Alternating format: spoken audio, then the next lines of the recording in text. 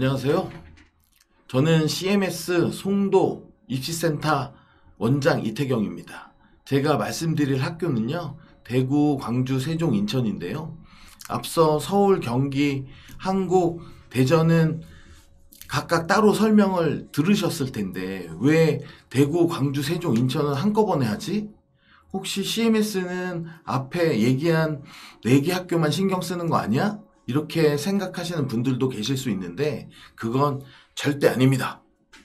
이렇게 같이 소개해 드리는 이유는 아시는 분들도 계시겠지만 올해 영재학교 역사상 최초로 이 4개 영재학교가 2단계 지필 문제를 공동 출제했기 때문입니다. 그것은 잠시 후에 제가 자세히 말씀드릴 거고요. 먼저 지금 소개해드릴 4학교 중에 대구랑 광주는 과학영재학교라고 하고 세종과 인천은 과학예술영재학교라고 하잖아요.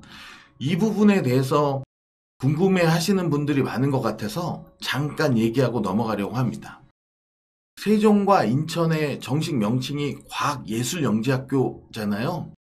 그래서 아마도 예술적 소양, 그러니까 뭐 음악이나 미술이나 이런 것들을 잘해야 되나?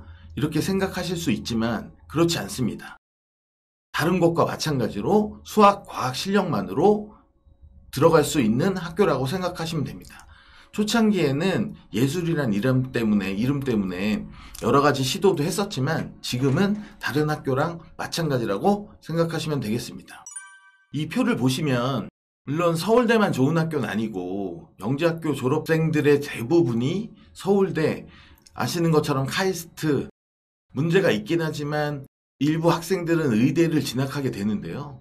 제가 오늘 소개할 4개 학교, 대구, 광주, 세종, 인천의 정원 대비 서울대 합격률을 보여드리기 위해서입니다. 앞서 소개한 4개 학교, 서울, 경기, 특히 서울, 경기 같은 학교와 이 표를 보시면 지금 소개해드릴 대구, 광주, 세종, 인천이 많이 차이가 난다고 보이시나요? 그렇지 않죠?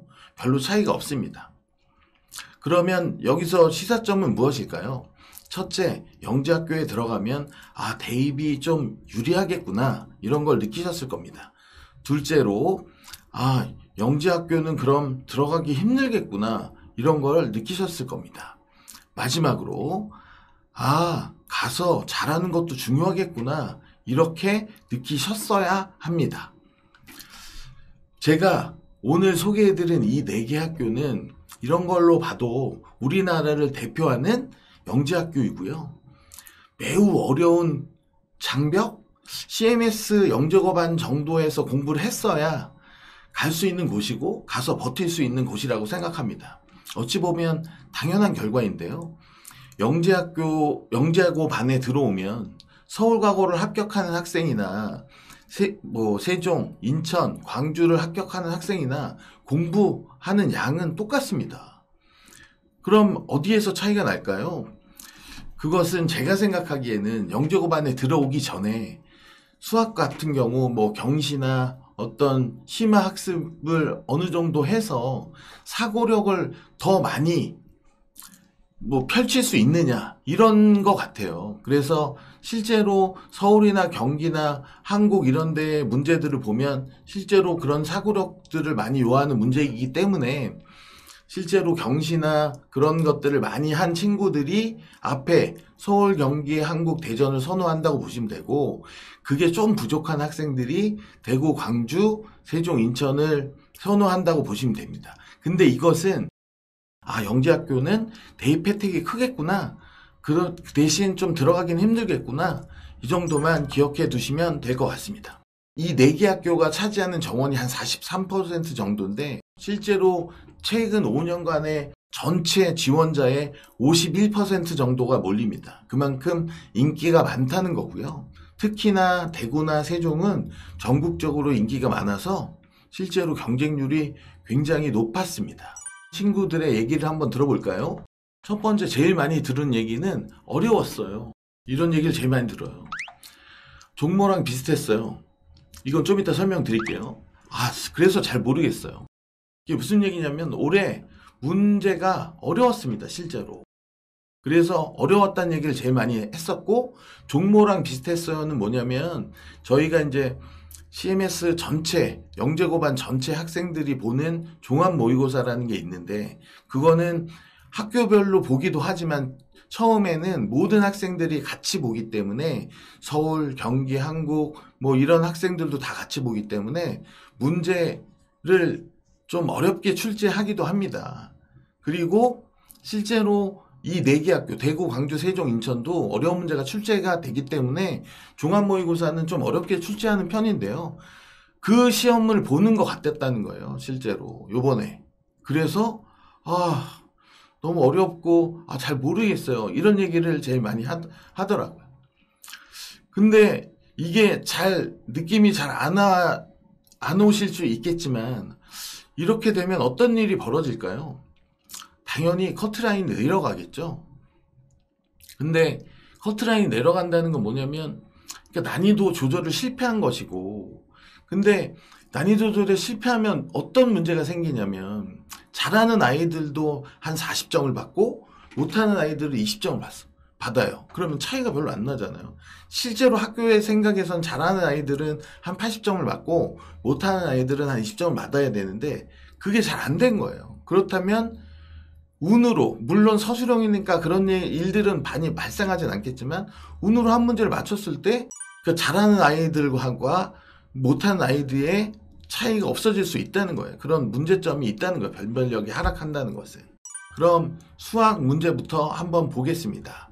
수학은 대수 4문제, 조합 2문제, 기하 3문제, 개방형 1문제, 이렇게 10문제를 문제은행으로 해서 각 학교마다 보시는 것처럼 6문제에서 8문제를 출제했고요. 시간은 100분, 만점은 100점으로 실시되었습니다. 학교마다 같은 문제라도 배점이 틀린 경우가 있었습니다. 여기서 보시면 세종은 문항수가 적기 때문에 같은 문제라도 배점이 아마 높았겠죠? 이렇게 생각하시면 되고요.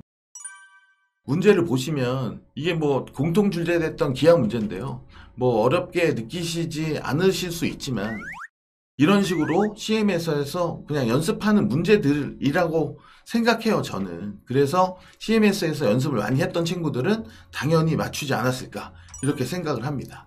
그리고 두 번째로는 공통 출제됐던 조합 문제인데요. 그냥 보기에는 어려워 보이지 않고, 그리고 소위 말하는 노가다를 이용하면 경우수를 셀 수 있어요. 근데 이거는 그냥 단답형 문제가 아니고 서술형 문제이기 때문에 본인만의 아이디어나 그 서술 능력을 요하는 문제라서 어떻게 보면 더 어려운 문제라고 볼 수 있습니다. 역시 저희 학원에서는 이런 문제들을 연습을 많이 시켰기 때문에 잘 봤을 거라고는 생각하지만, 과학으로 가보겠습니다.